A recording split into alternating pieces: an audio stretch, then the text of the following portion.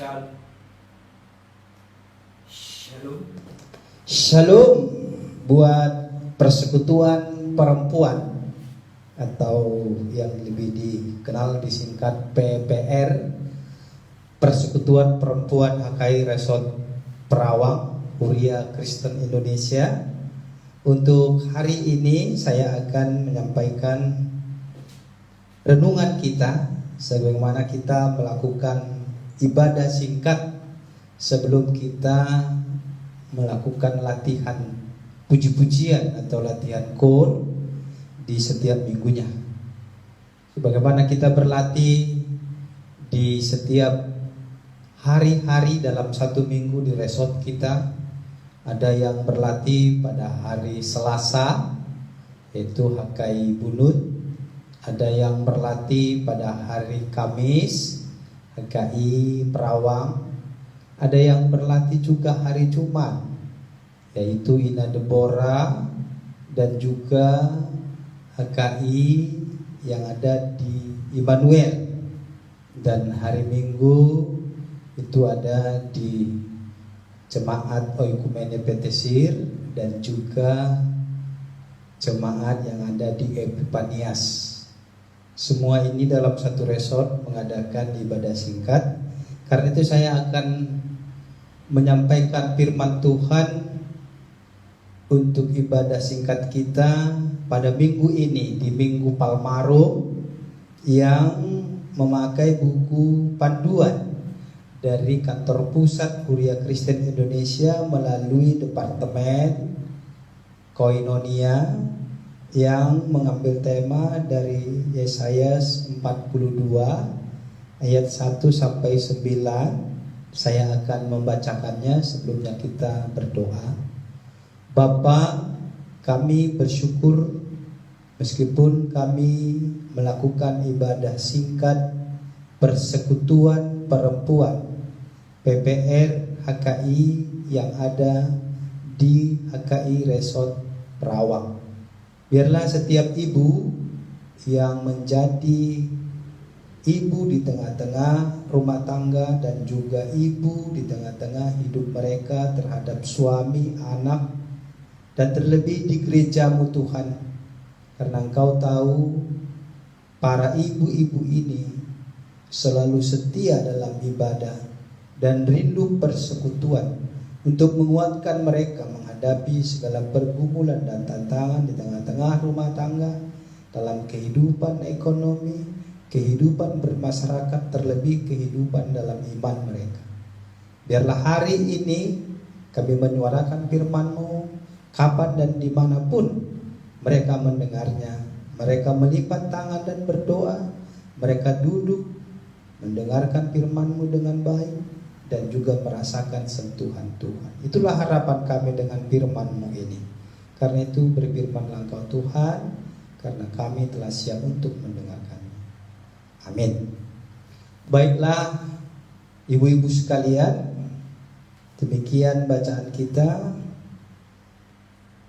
Lihat, itu hambaku yang kupegang, orang pilihanku, yang kepadanya aku berkenan. Aku telah menaruh rohku ke atasnya, supaya ia menyatakan hukum kepada bangsa-bangsa. Ia tidak akan berteriak atau menyaringkan suara untuk memperdengarkan suaranya di jalan. Bulu yang patah terkulai tidak akan diputuskannya, dan sumbu yang pudar nyalanya tidak akan dipadamkannya. Tetapi dengan setia ia akan menyatakan hukum. Itu sendiri tidak akan menjadi pudar dan tidak akan patah terkulai, sampai ia menegakkan hukum di bumi. Segala pulau mengharapkan pengajarannya. Beginilah firman Allah Tuhan yang menciptakan langit dan membentangkannya, yang menghamparkan bumi dengan segala yang tumbuh di atasnya, yang memberikan napas kepada umat manusia yang mendudukinya, dan nyawa kepada mereka yang hidup di atasnya. Aku ini Tuhan telah memanggil engkau untuk maksud penyelamatan, telah memegang tanganmu Aku telah membentuk engkau dan memberi engkau menjadi perjanjian bagi umat manusia, menjadi terang dan bangsa-bangsa, untuk membuka mata yang buta, untuk mengeluarkan orang hukuman dari tempat tahanan, dan mengeluarkan orang-orang yang duduk dalam gelap dan rumah penjara. Aku ini Tuhan, itulah namaku. Aku tidak akan memberikan kemuliaanku kepada orang lain, atau kemasyuranku kepada patung. Nubuat-nubuat yang dahulu sekarang sudah menjadi kenyataan. Hal-hal ini baru hendak ku beritahukan. Sebelum hal ini muncul, aku mengabarkannya kepadamu. Demikian firman Tuhan. Ibu-ibu yang dikasihi Tuhan, tentu saya percaya kita juga saling mengasihi, sehingga kita boleh bersekutu, membentuk dan mempertahankan persekutuan ini menjadi satu kemuliaan dan membentuk kita menjadi hamba Tuhan. Sebagaimana tema kita, tugas hamba Tuhan. Karena itu kita sepakat dulu bahwa kita ini adalah hamba Tuhan. Jadi tidak hanya hamba Tuhan itu dibatasi sebagai seorang pendeta, sebagai seorang penatua, diakones, dan juga orang-orang yang ambil bagian di dalam pelayanan-pelayanan gereja. Karena kalau hanya mereka atau kami saja kita sebut sebagai hamba Tuhan, tentu pertanyaannya, ibu-ibu hamba siapa? Apakah ibu-ibu mau disebut hamba suami? Atau apakah ibu-ibu mau lebih ekstrim disebut hamba simbolis? Kan tidak.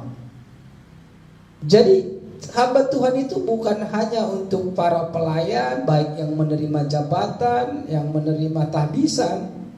Tapi hari ini ibu-ibu diingatkan kembali melalui firman adalah hamba Tuhan. Hamba Tuhan yang dalam perjanjian lama awalnya disebut Ebed Yahweh.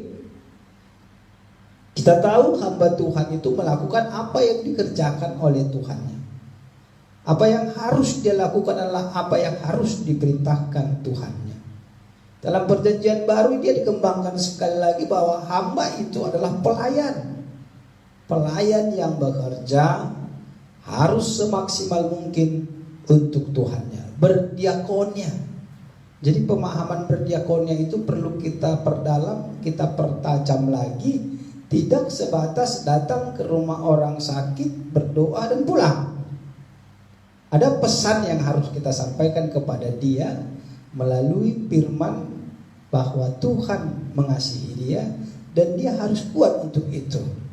Dan kita harus memberikan apa yang bisa kita berikan, sedikit pun itu sangat berarti bagi dia. Kita boleh bersyukur karena gereja kita memiliki dana untuk diakonia meskipun sedikit. Cadangan yang dipersiapkan untuk itu. Kiranya untuk hari-hari akan datang, sebagai hamba kita boleh memotivasi untuk memperbanyak yang dapat kita berikan kepada saudara-saudara kita yang membutuhkan dan mengharapkan kehadiran hamba Tuhan. Nah, ibu-ibu sekalian, sepakat dulu kita bahwa kita semua adalah hamba Tuhan. Sebagai hamba Tuhan tentu kita memiliki tugas. Sebenarnya saya percaya ibu-ibu sudah melakukan tugas ini di rumah tangga kita masing-masing. Sudah menjadi ibu, itu sudah melakukan pekerjaan-pekerjaan seorang ibu, yang mana ibu juga melakukan apa yang harus dituntut, yang terkadang di luar batas-batas ketidakmampuannya lagi untuk melakukan itu. Luar biasa seorang ibu.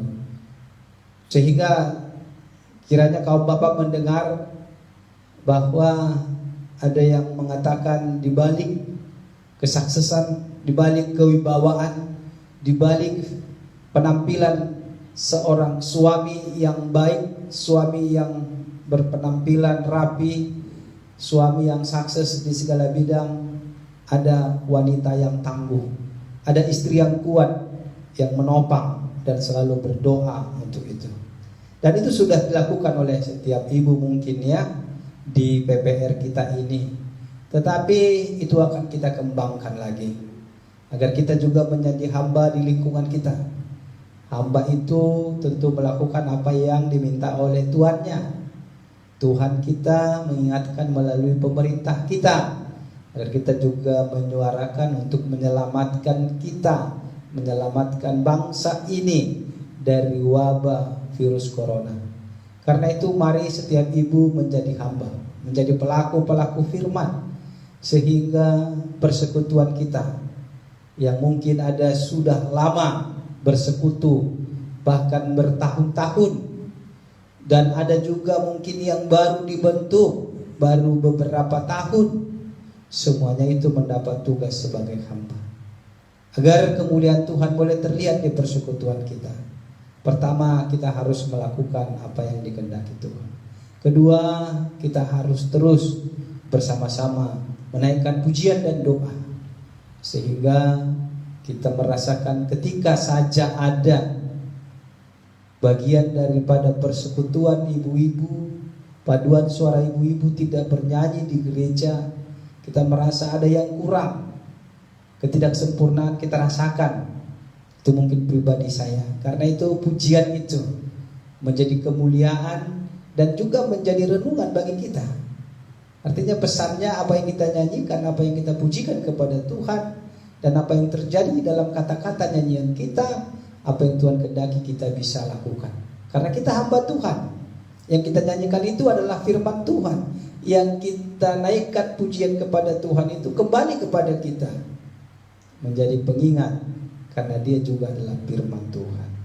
Karena itu ibu-ibu, selamat berlatih kur di rumah masing-masing, sampai saatnya nanti kita boleh beribadah dan bernyanyi kembali di gereja kita masing-masing. Tetap dalam doa, tetap dalam komunikasi. Ingat, kita ini adalah hamba Tuhan. Apa yang dikatakan oleh Maria, ibu Tuhan Yesus, ketika dia disapa oleh malaikat, inilah yang menjadi renungan kita. Maria berkata, aku ini adalah hamba Tuhan, jadilah seperti yang kau kehendaki. Jadilah kehendak Tuhan dalam hidup kita. Tuhan Yesus memberkati. Shalom.